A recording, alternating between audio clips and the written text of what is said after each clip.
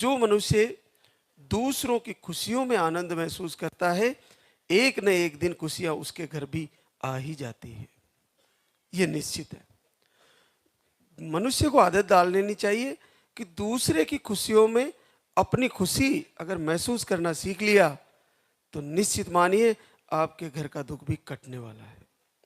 लेकिन जिसने दूसरे के दुख में अपना आनंद महसूस करना सीख लिया, निश्चित मानिए वो दुख आपके घर भी लौट के आने वाला है, निश्चित आने वाला है। तो जिस बहनों को रिजल्ट आ रहा है उसमें आपको खुश होना चाहिए और उससे शुक्रिया अदा करना चाहिए। बहन तुम भाग्यशाली हो और लाल धागी सरकार की तुम पर कृपा है और मेरे ऊपर भी आशीर्वाद हो, ऐसा मेरा भी संकल्प है। और तुम्हारे लिए मैं दुआ करती हूँ कि तुम्हारा बेटा अच्छे से आए। और मातृशक्ति में तो वैसे ये गुण है, मातृशक्ति एक दूसरे का सुख देख के दुखी नहीं होती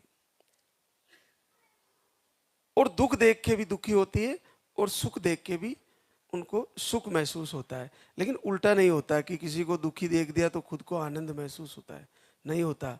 देखा है ना, हम देखते ही हैं, एक बहना रोती है तो सारी बहनों को आंसू आते हैं।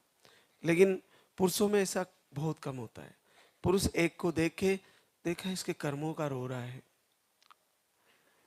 तो मातृशक्ति का भाव बड़ा प्यारा है और इस भाव के कारण प्रभु कृपा कर रहे हैं।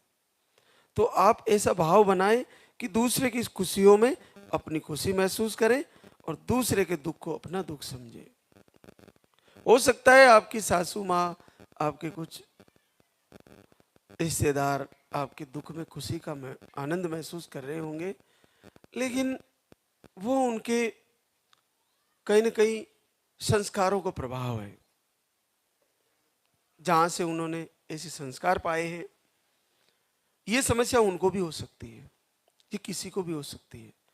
तो इस समस्या को अपनी निजी समस्या समझनी चाहिए सबकी, क्योंकि ये आज आपके बच्चे हो गए, मान लीजिए आप दूसरों को उल्लाने दे रहे हो, कल आपके बच्चों को बच्चे नहीं हुए तो फिर वही दादा बन के दर दर मंदिरों में, दर दर IVF सेंटरों में और दर दर डॉक्टरों के भटकते फिरोगे।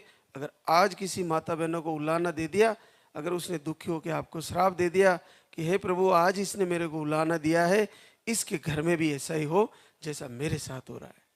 अगर उसके श्राप लग गए तो आपके बच्चे तो हो गए, लेकिन आप दादा कभी नहीं बनोगे, ये निश्चित मान लेना, और दादी माँ कभी नहीं बनोगे। इसलिए किसी दुखी व्यक्ति को जो निसंतति रोग से जूझ रहा है उसको उल्लाना नहीं दे।